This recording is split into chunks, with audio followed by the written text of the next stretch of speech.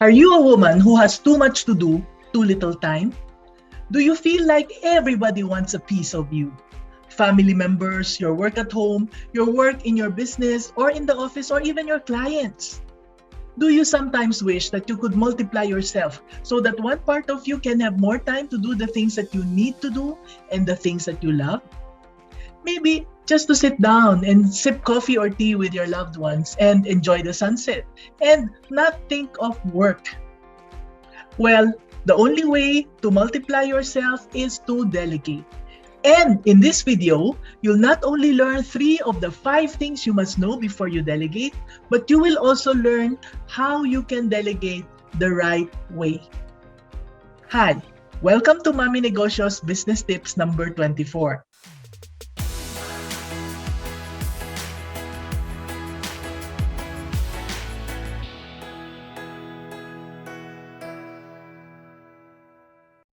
We got a question from Ma'am Amor Rodriguez Lapis, one of the best teachers we ever had in STI College Zamboanga. We will touch on part of the answer to Miss Amor's questions. The first question is how to effectively manage our business. The second question she gave us was how should we start hiring or delegating? And the third question is up to what extent should we teach or delegate to our crew? Now, the things you need to do and the things you need to know are, number 1, the difference between delegation and abdication. Sometimes we think that we are delegating, but we are not. You see, I learned delegation the hard way. For example, nobody taught me how to talk to customers. It's natural for me to talk to them. I do many things naturally, like how I talk to you on my Facebook Lives or in my YouTube videos. And therefore, when I hired somebody, I expected them to be just like me. I hired and expected employees to just watch me for one day, and I expected her to do it right the following day. And I would get angry whenever she could not do it. I'll brand that new hire as stupid or lazy. Why can't she talk to customers the way I do when nobody even taught me? So I'd hire another, and another, and another. Imagine how much time I lost there. And imagine all the frustration I went through all those years. Only afterwards did I realize that what I was doing was not delegation. It was abdication. So, what's the right thing to do? Well, delegate and not abdicate. But how? Now, before we talk about how to delegate, let's discuss the second thing that you need to know. Do not wait until you are already fighting fires before you delegate. Fighting fires means that there are emergencies left and right, like customer complaints, people resigning, suppliers getting angry, etc. Now, let me tell you about my mentee. Let's call her Melanie. Her business calling was baking goodies for dogs. She loves pets and enjoyed the work of making cakes to celebrate their birthdays and other occasions.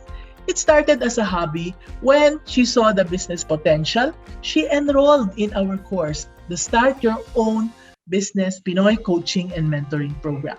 Now, this is a program that was designed most specially for those who are like me, who did not finish a business course in college, but who want to start a business. One of our lessons was about costing and pricing.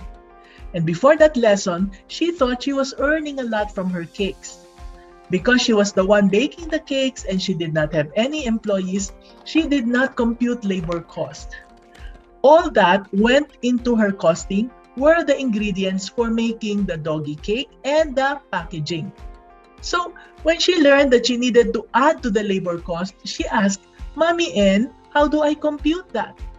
Well, I said, "How much would your rate per day be if you're employed?" "Oh, Mommy N," she said, "I was getting 3 times the minimum wage in my last job. I only make 1 cake a day, and my salary is even higher than the price of 1 cake. What shall I do?" So I told her, you are wasting your time, Melanie, in your business. If that's the case, it's better to go back to your employment.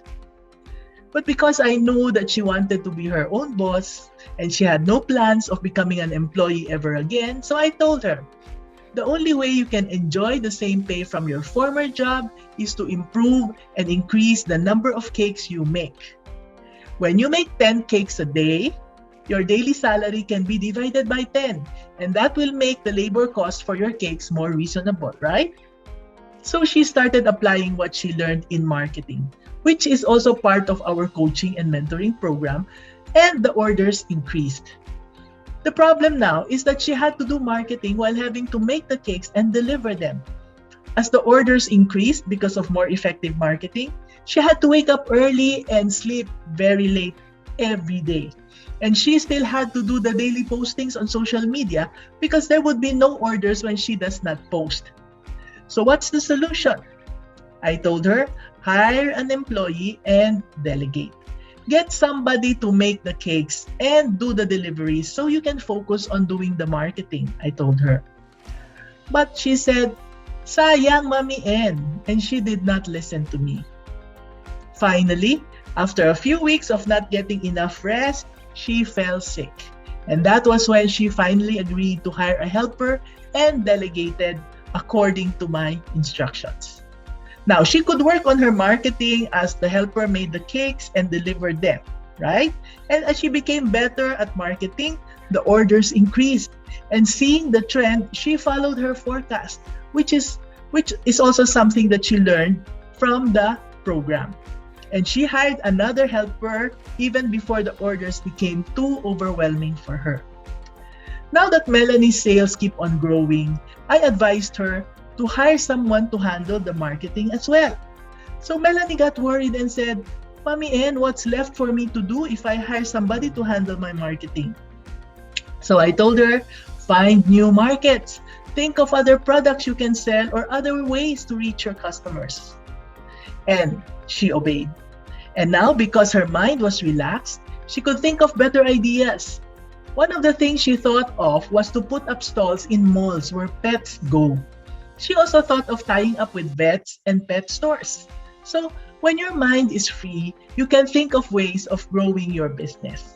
There's no sayang. So, this is the answer to Miss Amor's question. How to effectively manage your business.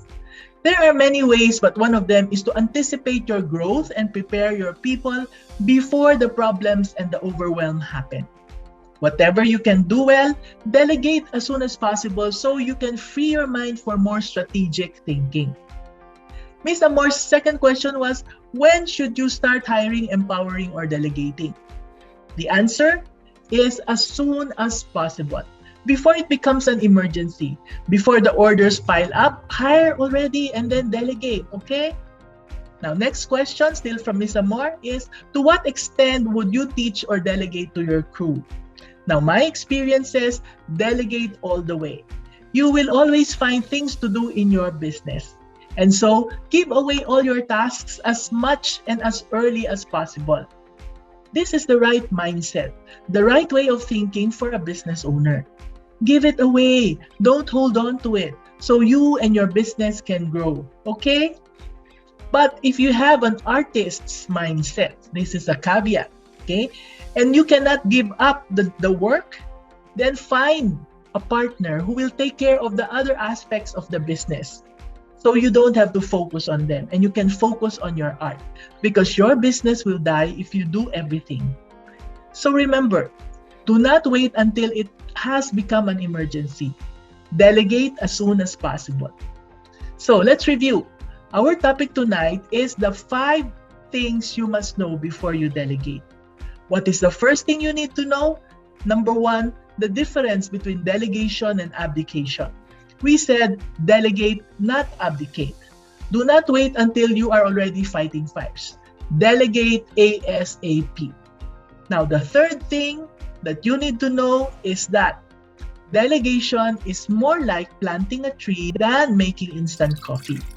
I'm sure everybody can make instant coffee, but other people might not know how to plant a tree. Instant coffee can be made in just under a minute, but in planting a tree, you need to prepare the soil. You need to choose the right seed. You need the right amount of water. You need to know how much sunlight your plant will need. How you need to be able to protect it from animals and pests. So, It takes time, and you need a lot of patience. So before you even start to delegate, you need to list down each step of the task. I learned this again the hard way. Many years ago, I hired a maid. She was pretty, clean looking, and I liked her. She was very sweet. So I told her, okay, sweep the floor. And I gave her a Baguio broom and left her alone because, well, who needs training in sweeping, right? But when I got back, I was so shocked when I saw her holding the broom. She was using the broom like a walisting thing. Only the tip of the broom was touching the floor. And right there and then, I realized that this girl has never held a Baguio broom before. So I had to teach her how to use it.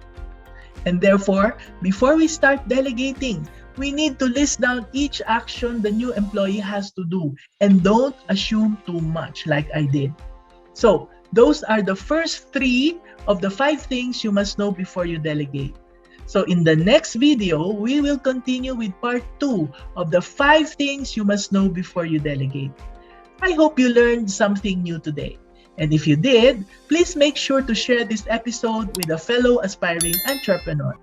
And join our community by clicking the link below to learn more. Till next time, bye!